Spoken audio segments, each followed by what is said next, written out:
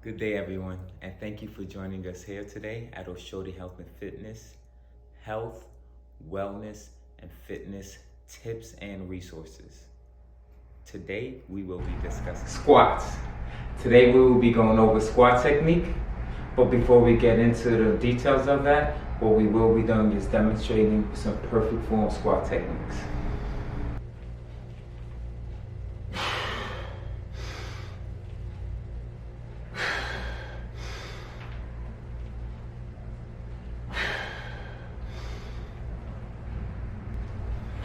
The first issue to bring up is the knee and toe placement at the bottom portion of the squat, all right?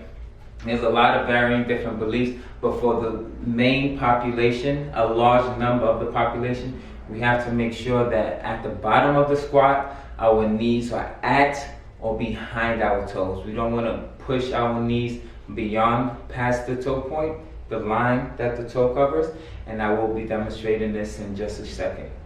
But again, let's go over it from the side without the bar, all right? And when I say knee in line with the toe, we're talking about at toe level, okay? Or behind toe level. We don't want to push our knees past beyond this point. The important thing is about injury prevention. Now again, there are special populations that can be excluded from this to a relative degree, but for the majority of people within this population, a general rule of thumb to work on is to make sure that your knees don't ever go past your toes, but stay at toe level or behind toe level as you descend down into the squat.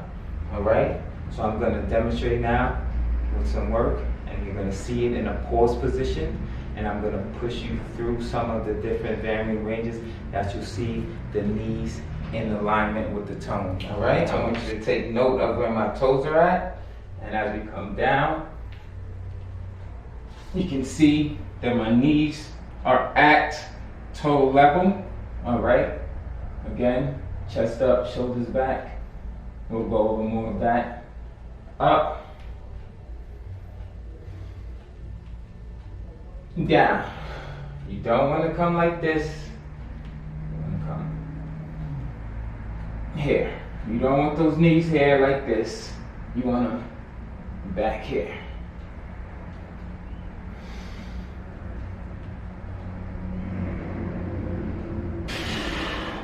One more time.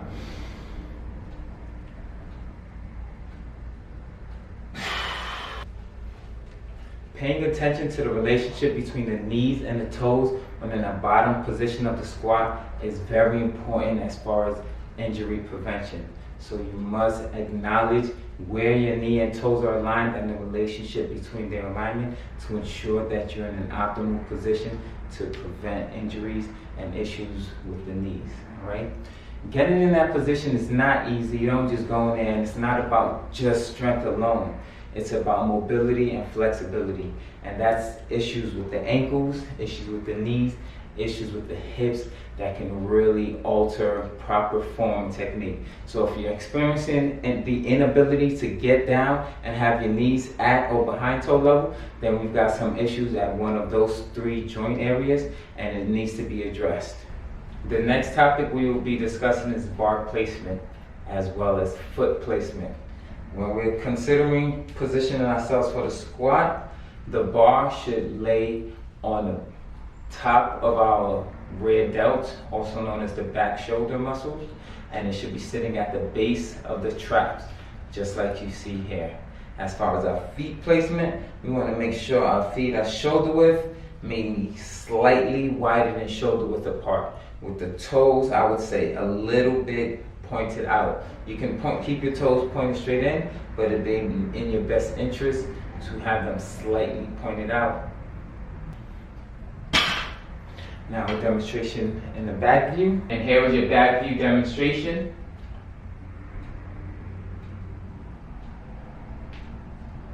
Position.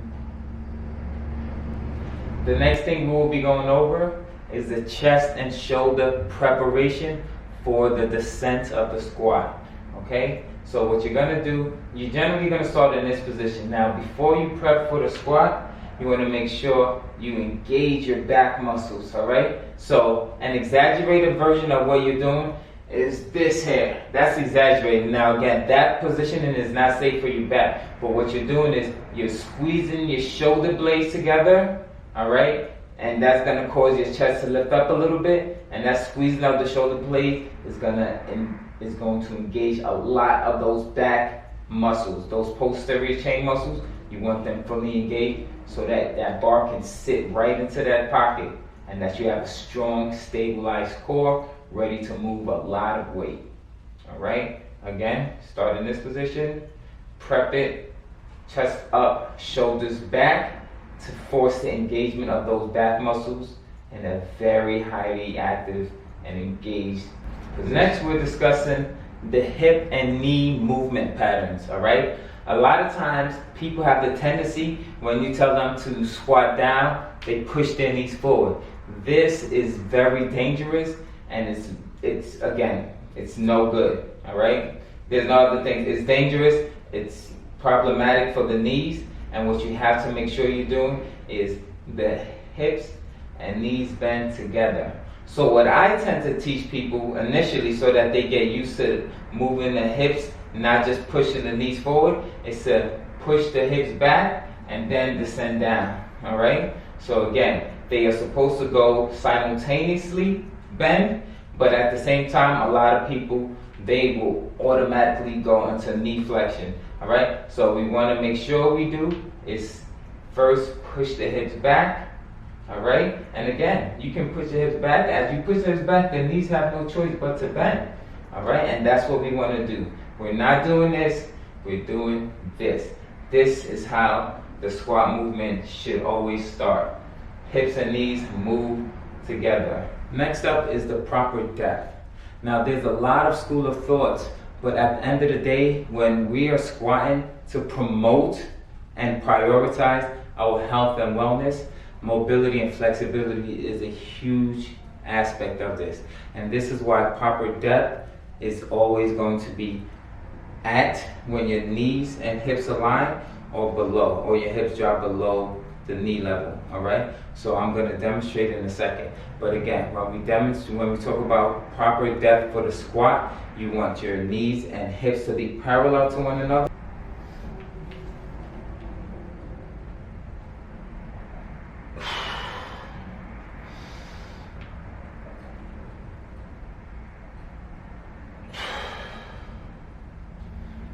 We've got parallel here, and we've got slightly below parallel here.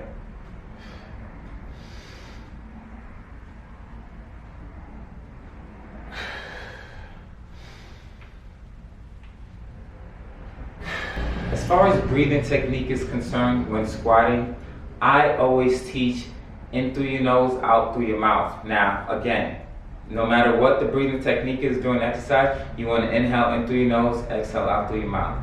Okay, when it comes to the squat, you can really control your breathing in a manner that will help maximize the effort and the utilization of the muscles.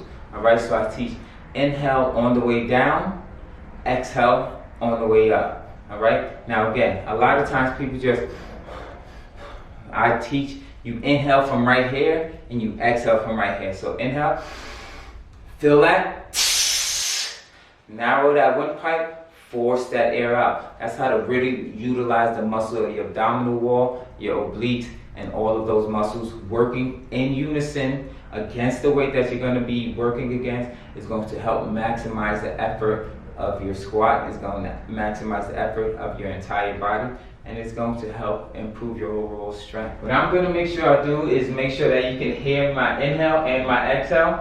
Now again, it may be a little exaggerated relative to the weight I'm using, but this is to provide inference, all right? Again, I mentioned in through your nose on the way down, exhale out through your mouth on the way up. Now, again, sometimes it's okay to take a deep inhale in, come down, and as you push up, I'm always teaching exhale as you push up. That's how you utilize the muscles. So I'll show you both ways.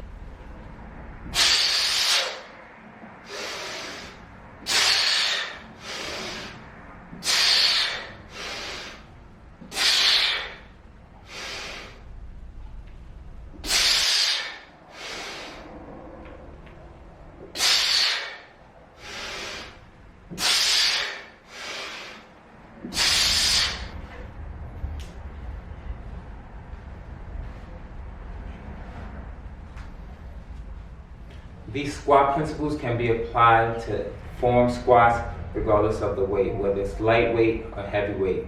As you get to a max weight, the form will falter a little bit, but again, as long as you're practicing this proper form, regardless of whether you're using lightweight or heavyweight, you will maximize the benefits and abilities to squat.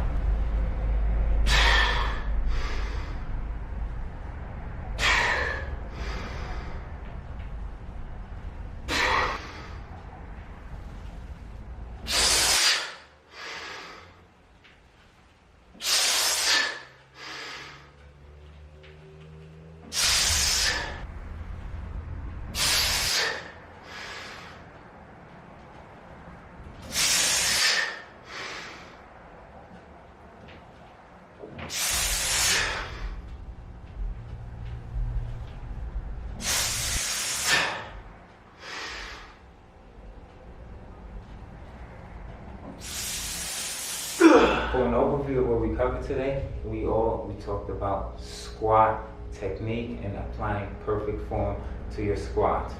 We started off with the demonstration of perfect form squats without anything to listen to, just being able to watch it with clean eyes. Then we started off by introducing you to the knee and toe placement. We next followed that with the bar placement and the foot placement. We went ahead and talked about the chest and shoulder movements or patterns, how you prep your chest and shoulders before the descent of the squat.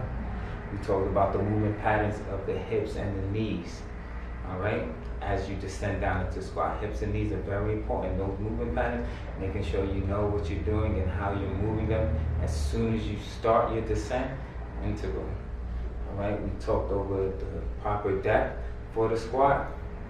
We also went over the breathing techniques, and then of course I showed you some exaggerated examples for purposes of leading the demonstration so that you can understand how truly important and to understand the cadence as far as how you squat. I incorporated breathing as you inhale as you come down or inhaling before you go down. So make sure you take important notes with regards to that. And then we demonstrated, we showed the application of whether it's lightweight or whether it's medium weight or even heavy weight. All right, you maintain that perfect form and you challenge yourself in that form. You get stronger in that form, you'll be more effective, more efficient at increasing your strength, and you'll also remain healthy and safe. In conclusion, we have to understand that, again, the squat is not just about strength. There's mobility, there's flexibility, and then there's controlling and coordination as far as understanding how to control your body and the different muscles and different joints of your body. Again, if you need more help with that, then come to me actually, or there are different options. But again, when it comes down to the squats, it's not just about strength. There's a mobility and flexibility aspect, and there's going to be different stretches for you to incorporate, different myofascial release, and different trigger point therapeutical interventions that will help you improve your form if you still find it a limiting factor in reaching your depth and just hitting proper form. Thank you once again for joining us here at Oshode Health and Fitness, health, wellness, and fitness tips and resources. For up-to-the-minute posts and updates, please visit us at our website at www.oshodehealthandfitness.com. You can scroll down to the bottom of the page and you'll be able to subscribe to our email list. Once you've done that, you can also click our YouTube link and also subscribe there. Again, we'd love to have you back. Look forward to having you back to learn more about the health, wellness, and fitness tips and things that can help you along your fitness journey. Thank you.